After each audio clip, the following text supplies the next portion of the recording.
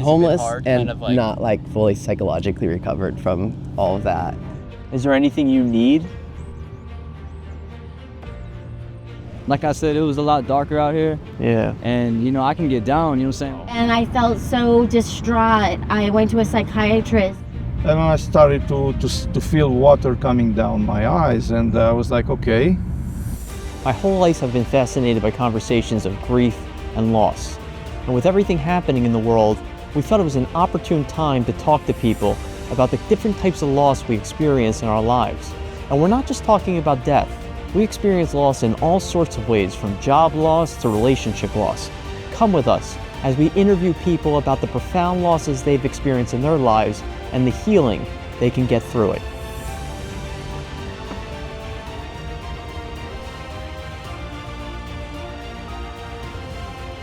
Yeah, so speaking of loss, I arrived in LA 6 days ago, and in my first day after flying from Europe, like a long flight, more than 12 hours, I just checked into this beautiful place with some friends of mine, and then I was like, I love the ocean, you know. Yeah.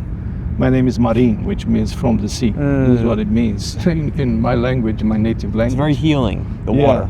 After doing the mundane things that had to be done, so then I go down on the beach and looking, there's always something with sunsets. It's kind of like a...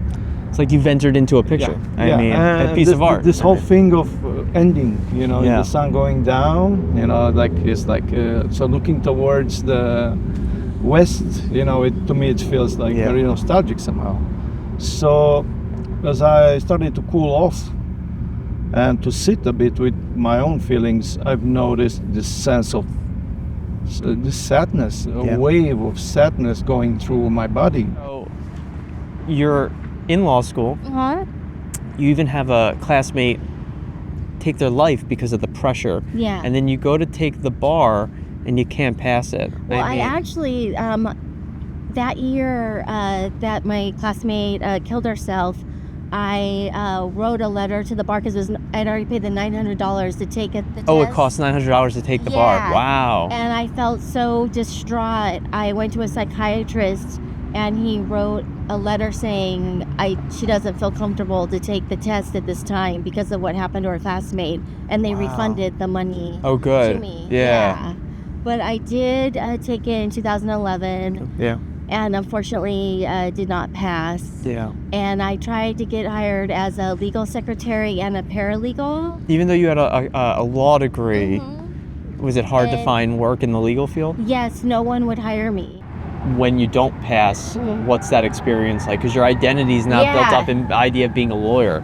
Yeah, it's pretty devastating. I'm a JD, which is a doctor of the law, juris doctor. But I had to get a job in retail at a clothing store for $9 an hour. And it was kind of humiliating to have the other students would come and shop with me and hear, they're moving on with their lives as attorneys. And you feel kind of stuck. And I am in this kind of like high school type of job. Yeah. So I did have a depression for several years. I was really depressed over that fact. And then finally I was like, I got to a point where I was like, I don't want to be a lawyer. I love fashion and I want to pursue a career in fashion. I almost died in Philadelphia. There were people trying to kill me. And I'm from that area. Oh, from Philadelphia? Yeah. Really? Yeah. So I was locked in the house and they were trying to drive me to suicide, and I kept trying to get out of the house. Oh my God. And I lost my car, all my savings up to that point and everything. It's what brought you to Philly originally? Someone I met online. Yeah, like a friendship, a romantic relationship. Romantic relationship. Yeah. And is that the person who turned on you? Yeah. Wow. And you were saying that you grew up with missionary parents. Yeah. What was that like? It was pretty wild. It was very lonely because I was always homeschooled or whatever. It was always by myself. Were you an only child? No, I had two siblings, but didn't talk to the sister much. Yeah, and then like everywhere I went, I know someone for like a day, a week, and then like never see them again. I would imagine like there's something cool about that in connections, but also there's yeah. a loss of a childhood in a way. Exactly. Yeah. It's like a lot of cool experiences, but like no permanence. No permanence. Yeah. And you know what? We were just having a conversation about the impermanence of life. Yeah. And so maybe there's like this tension between seeking permanence and like experiencing impermanence all at the same time. Yeah. But have you, you know, I was kind of drawn to you because you got a whole cool aesthetic and look. But we were talking to people about loss, and you said you've experienced some type of loss in your life. Yeah, pretty much like, well, so at the time, there were like two people in my life, like a best friend and a girlfriend.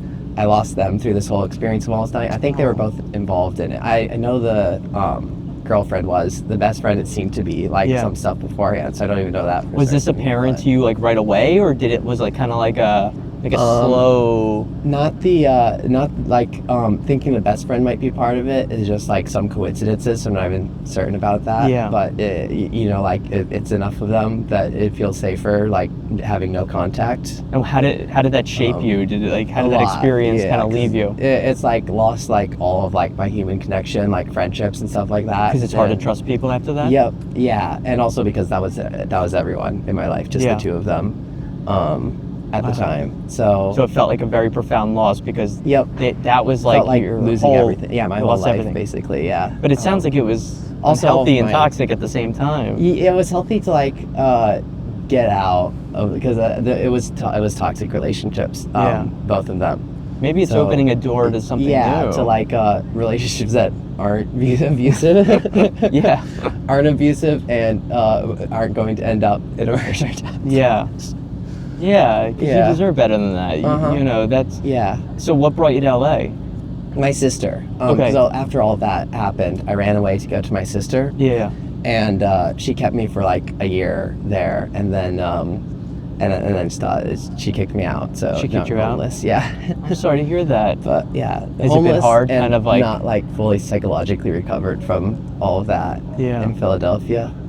Do you have anybody you can like reach out to, or like your parents, or? No, not really. Yeah. Really bad relationship with my parents, like ever since I was a kid, because I'm trans in part, and also because of that messed up childhood experiences.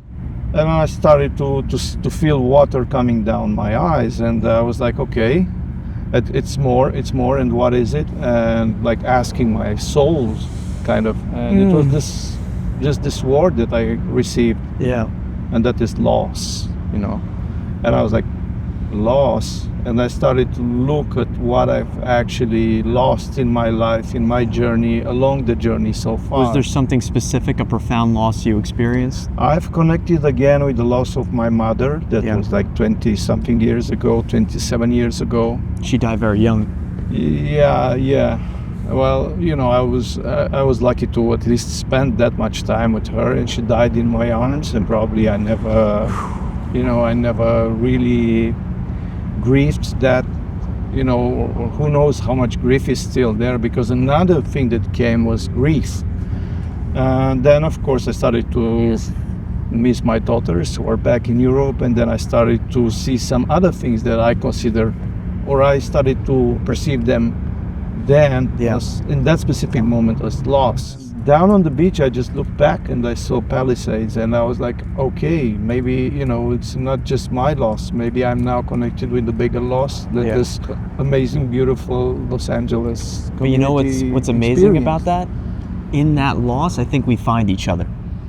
And the fact that I found you in this moment, it's very, you can call it strange, serendipitous. To me, it's just the universe. If you put out what you're looking for, it connects you. It connects you. And it's beautiful the way you put it. I never thought about it like this, you know, like to meet somebody in the loss. Or to meet the heart of somebody. You know, I don't think it needs to be, it's heavy, but I don't think it needs to be sad. I think it could be change. I think it could be cathartic. It could be growth. It could be all those things, but also heavy.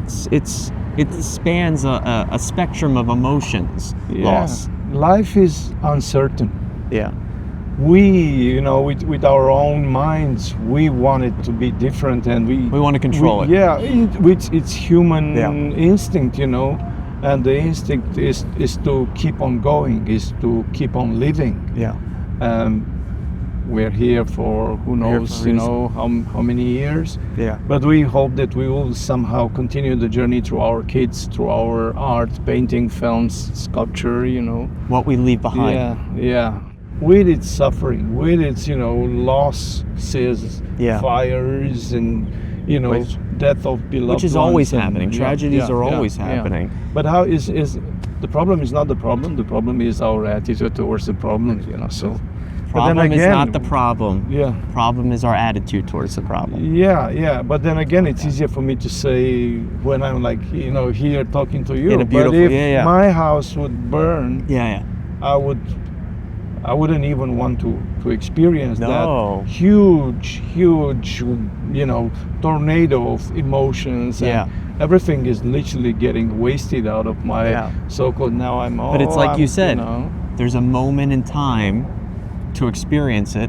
And my hope of this conversation that somebody who maybe had a profound loss in their life Yeah. can see this conversation and maybe take away something that's going to help them in their journey forward. Okay, so you know, for a time, it's just almost too much to bear. You can't even accept the fact that, like, you're not doing this thing you've invested so much time and money and resources in, but then eventually you find a moment where you're like, you know what, maybe this isn't meant for me, let me go do something else. Exactly. And like, how's that going? The thing that was hard for me is that I moved on and was happy with my decision, Yeah. but other people around me were the ones that I think had trouble moving on. They so saw me in this role. Like maybe like family members? Yeah, family and friends. And Like, why aren't you doing this Exactly. thing? You worked so hard. They couldn't Mhm. accept it. Exactly. Yeah. And so I feel like I accepted it and moved on, but then I wasn't being supported in my new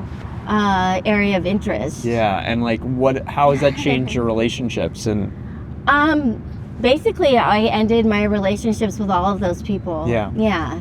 And I did feel better, you know, once those relationships were ended, because they were bringing such negativity into my life. yeah. You know, Did you even ever get to a point in your depression where you thought, like, maybe I need to end all this. Maybe I'm not meant for this world. Yeah, I was having suicidal feelings, and at one point I even put a 5150 hold on myself. That was in 2013. That means you're in a I'd also had psychiatric unit in a job hospital. loss. Yeah, a 3-day hold. Yeah. And once I was there, my survival instinct actually kind of kicked in, because there were some like really crazy people. Yeah. And then I was like, I don't think I'm suicidal. I think sometimes feeling like that, I think, is almost like a high class problem. Yeah. To feel that way, and I realized I am not suicidal. Once I was 3 days in college. Maybe when you were really confronted with it. Yeah. And my survival instinct kicked in. Ever since then, no way would I do that. I am very glad that you're here Yeah. and sharing this story, because I think many people have been in those places.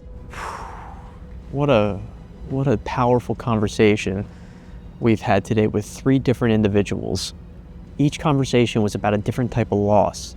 One was about loss of family, one was about loss of job and identity, and one was about loss of relationships. And each one had really imprinted on the person in profound ways, to the point that it shaped them in much of their lives since that moment of loss. But the hopeful thing is how all of them have kind of come to terms with that loss to move on, but all in very different situations.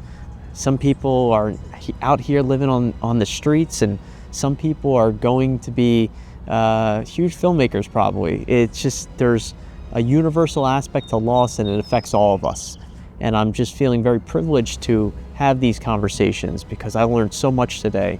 And I hope everybody at home learned something too. And I hope you come back for more of these conversations.